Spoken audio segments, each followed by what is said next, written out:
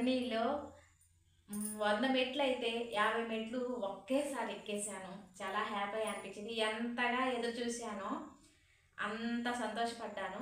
ఇన్ని రోజులుగా ఎదురు చూశాను. ఒక్క 4 రోజుల్లోనే అన్నీ జరిగిపోయాయి.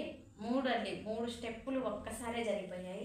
ఏంటంటే మొదటిది 50,000 సబ్స్క్రైబర్లు, రెండోది గూగుల్ పిన్ రావటం, మూడోది యూట్యూబ్ నుంచి డబ్బులు రావటం. ఇక ఇదంతా ఏం జరిగింది, ఎలా జరిగింది అన్నది లాంగ్ వీడియోలో చూస్తాను. తప్పక చూడండి.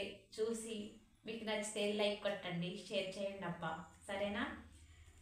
నా కష్టార్జితం అండి ఇది, నా కష్టార్జితం.